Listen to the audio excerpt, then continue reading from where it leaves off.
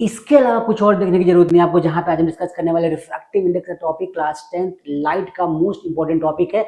एक मिनट में समझते हैं रिफ्रैक्टिव इंडेक्स क्या होता है। एक ऐसा रिफ्रैक्टिव इंडेक्स जो बताता है कि जब भी कभी कोई रे ऑफ लाइट एक मीडियम से दूसरे मीडियम में जाती है तो कितना उसके पाथ में चेंज आएगा। बेसिकली रिफ्रैक्टिव इंडेक्स जो आता है रिफ्लेक्शन जैसा, रिफ्लेक्शन क्या होता है कि जब भी कभी रे ऑफ लाइट एक मीडियम से दूसरे मीडियम में ट्रैवल करती है, जब भी कभी कोई रे ऑफ लाइट एक मीडियम से दूसरे मीडियम में ट्रैवल करती है तो उसकी स्पीड में चेंज आता है, उसके डायरेक्शन में चेंज आता है, और उसके स्पीड में जो चेंज आता है, डायरेक्शन में चेंज जो आता है वो कितना आता है, उसी टर्म को बताता है क्या, रिफ्रैक्टिव इंडेक्स। इसको हम हमेशा इससे लिखते हैं या फिर एन से भी लिख सकते हैं। Refractive index of one with respect to 2 का मतलब होता है कि refractive index of one with respect to मतलब रिफ्रैक्टिव इंडेक्स मीडियम 2 का बताना होता है 1 के रिस्पेक्ट में।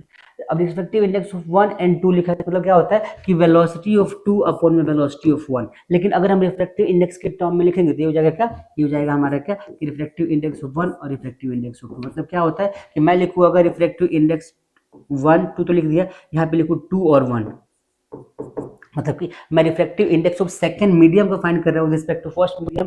वेलोसिटी के टर्म में इसको फाइंड कर रहे हो, लिख सकते हैं क्या कि v1 अपॉन में v2, और रिफ्रैक्टिव इंडेक्स के टर्म में अगर लिखते हैं तो लिख सकते हैं इसको क्या कि μ2 अपॉन में μ1।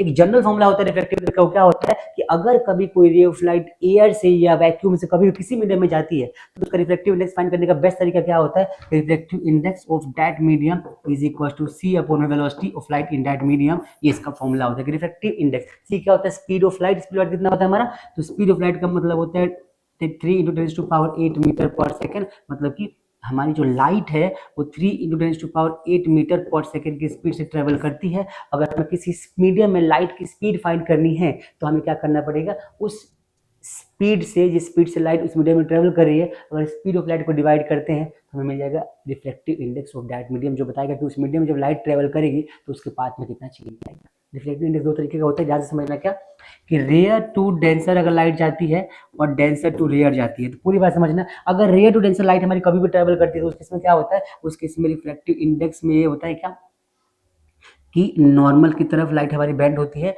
और जब कभी डेंसर टू रेयर जाती है हमारी रे ऑफ लाइट तो ये क्या होता है, नॉर्मल से अवे रे ऑफ लाइट हमारी बेंड होती है। ये कॉन्सेप्ट है रिफ्लेक्टिव इंडेक्स।